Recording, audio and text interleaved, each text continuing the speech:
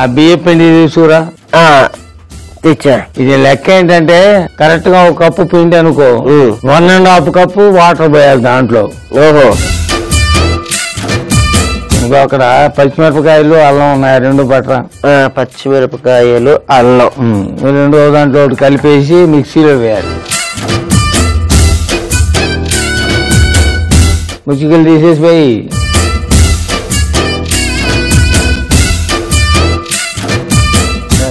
అల్లం కూడా దాంట్లో పోయి. ఓకే, దీన్ని ఏం చేయాలి, కొంచెం నీళ్లు పోసి కొద్దిగా ఎక్కువ అక్కర్లే పేస్ట్ లా తయారు చేసి తీసుకురావాలి. 2 నిమిషాల్లో వస్తాను. ఈ గ్యాప్ లో నువ్వేం చేయాలి తెలుసా బాబాయ్?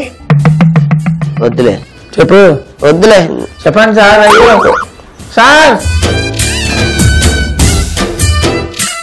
నేను పట్టించుకోవచ్చు. ఎదుగా దాంట్లో ఏం చేస్తామంటే నీళ్లు పోయాలి. ఇది 1 కప్పు పిండి కదా, 1.5 నీళ్లు పోయాలి.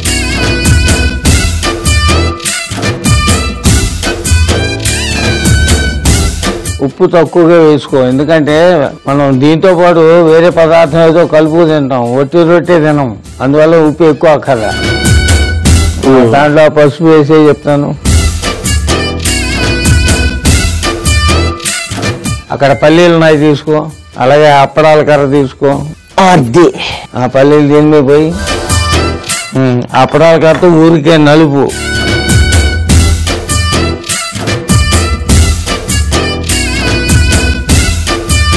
ఓకే, ఆ మొత్తం తీసి కప్పులో పోసే. మళ్ళీ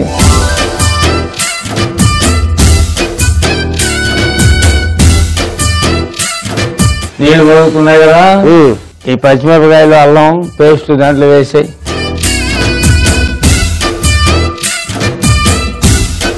అయిపోయిందా? అయిపోయింది ఏంటి, ఇప్పుడు దాంట్లో పిండి కలపాలి.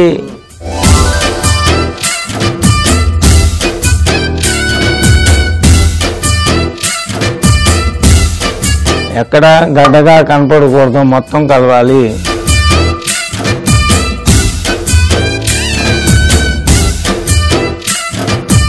ఆ పిండి అనేది ఉండలు కట్టకుండా చక్కగా ముద్దగా తయారవ్వాలి.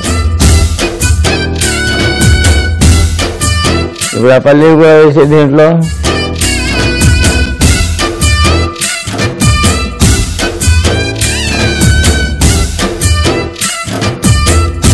కొత్తిమీర కూడా వేయి దాంట్లో.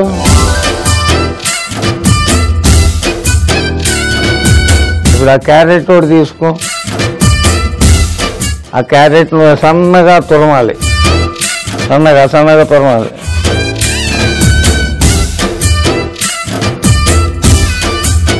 అది ఇప్పుడు ఇవి కూడా దాంట్లో వేసాయి, తురుము కూడా దాంట్లో చల్లేసి మొత్తం కలుపు.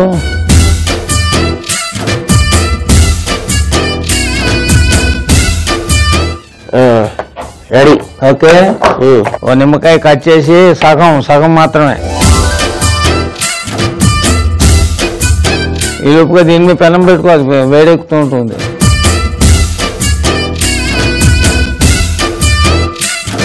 స్టవ్ వెలిగించి ఇప్పుడు ఆ పిండి సరిగా కలుపుకో నిమ్మకాయ. ఇప్పుడు ఏం చేస్తామంటే 2 అరిటాకులు తీసుకున్నా. ఒక అరిటాకు ముక్క మీద కాస్త నూనె వేసి రాసుకో. ఇప్పుడు పిండి ఏం చేస్తామంటే ఒక పిడికలతో తీసుకోరా, చిన్న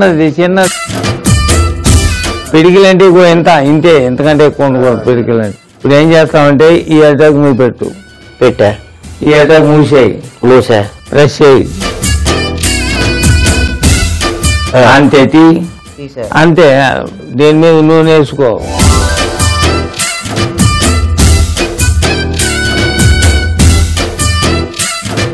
ఈ రొట్టెని దాని మీద అలా బోర్లించి ఆకు తీసేయాలి, అంతే.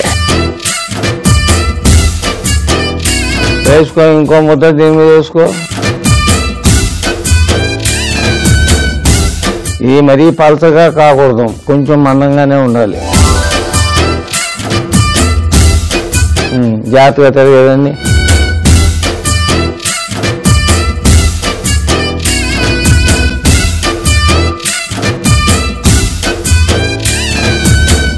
కాకపోతే వేడి నీళ్ళలో వేసాం కనుక ఆల్రెడీ కొంచెం ఉడికే ఉంటుంది బియ్య పిండి.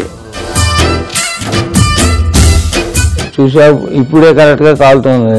అది ఒక చుక్క నూనె మంట తగ్గించు.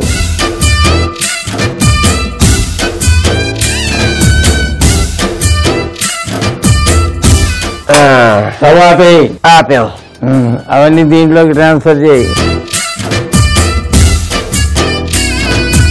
చాలు 4 4 వేల చాలు.